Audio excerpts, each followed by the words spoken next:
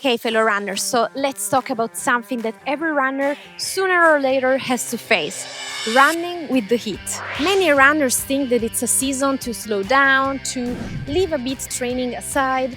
It depends. And let me tell you, as a coach, that if you want to train for some fall races, for example, this can be an amazing time to fine tune your training and to adapt rather than to slow down. In this video, I'm gonna show you, after 15 years of running and a running coach certification, how to make the best out of your summer training and smash those fall races that you plan to tackle. So let's go with the tips.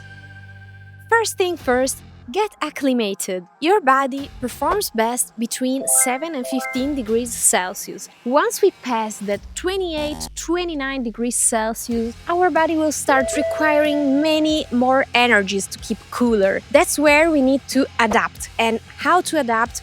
We just need some time, basically around 7 to 14 days. So my suggestion in those 7 to 14 days after it gets hotter is to give your body time to process. So get used to the heat by running shorter and slower runs where your body just gets acclimated indeed to these new temperatures. So in these 7 to 14 days of shorter, slower runs, your body will learn to adapt and to regulate to those new temperatures, to manage the stress caused by the heat, and as well to sweat efficiently.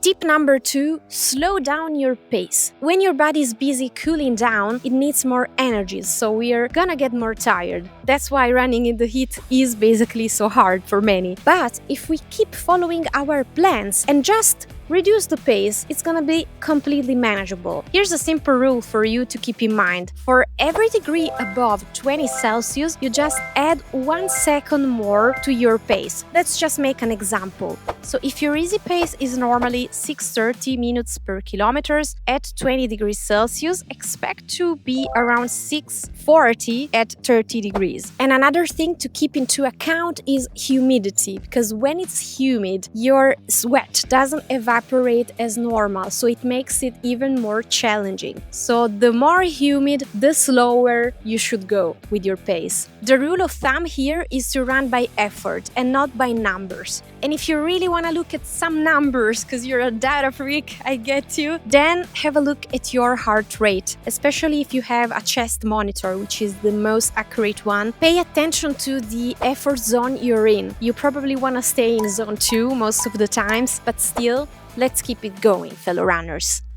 Another super important thing to pay attention to is hydration. We already talked about sweating. When it's hot, your body sweats like crazy to keep you cool, which means that you lose fluids and electrolytes faster than you realize. If you don't replace them, you'll dehydrate, overheat, and just feel like trash. What's the solution here? Really easy, fellow runners. Drink before, during, and after your run. While it's easy to do it before and after, I get it, you have to really organize to drink during your run. But please do it, especially if it's not a short run, but it's a longer session or you're far away from a fountain or your home. Bring some water with you. There are plenty of solutions out there, like running vests with camelback, hydration belts, so many options out there. Just test them all, find out what works best for you. For me, for example, is a running vest with a camelback. Really don't underestimate this, because it's so important to stay hydrated, and it will keep your run not just enjoyable, but it will make your performance better, of course. Here are a few numbers to keep in mind. Drink 500 milliliters of water 2-3 hours before your run, and sip about 150-250 milliliters every 20 minutes while running. And if your run is longer than 1 hour, then include some electrolytes like sodium, potassium, magnesium, and all those fun stuff. So next thing we want to talk about after mentioning hydration is, of course, nutrition, because it's also super important to support your running in the heat. And we want to have a nutrition that focuses on recovery and giving us all those nutrients that are antioxidants. Antioxidants, I think, is the right pronunciation. So just give your body food that supports recovery and reduces inflammation. For example, watermelon, cucumber, citrus fruits, berries, leafy greens, and smoothies are amazing too. Just put the fruits that you like, and if you want some extra electrolytes, then put chia seeds and coconut water, for example. And as always, don't forget to eat your carbs to give you your fuel for your training, and also eat your proteins after your runs to help and support your recovery after those sweaty runs. Another important tip is to protect your skin, so make it UV protected. When you run in the sun, UV exposure is no joke, especially during long runs. And it's not just about sunburns. Excessive UV damage stresses your immune system, increases fatigue, and hurts your recovery as well. So please, fellow runner, make sure to wear at least a 30 SPF sunscreen, and even better, a sweat-resistant one. And when it comes to running in the heat, it's not just about protecting your skin with a sunscreen, but also by wearing the right gear. So wear the right fabrics as well that are light, breathable, and functional. For instance, no cotton, please. And if you've been watching my videos on my channel, you probably already know about the 10 degrees rule. If you haven't, then it's a good time to hit that subscribe button.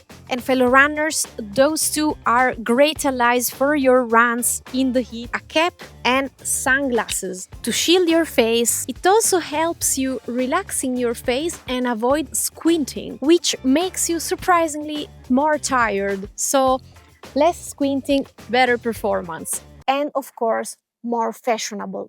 I'm dressed into the nines. You know I like to shine. And last tip to smash those hot runs is to run at the right time of the day. For instance, avoid running between 11 a.m. and 5 p.m. During those hours, the ground has already absorbed the heat. The air is thick as well, and your core temperature can rise really fast. So if you can, run either in the morning between 6 and 9 a.m. or in the afternoon after 7 p.m. And if midday is really your only option, then fine, just seek for some shady area, keep the effort very low, wear sunscreen, a cap, and drink a lot of water. So, fellow runners, running in the heat doesn't necessarily have to suck. It can be a positive experience if you apply all these tips and know how to handle it. And that's my wish for you, because I want you to smash your fall races, your fall goals. You don't have to give up your training, you just need to adapt. And if this video helped, remember to put a like, subscribe, and leave a comment with your favorite running in the heat tip. So enjoy your sweaty runs, eat an ice cream for me, and I'll see you in the next video.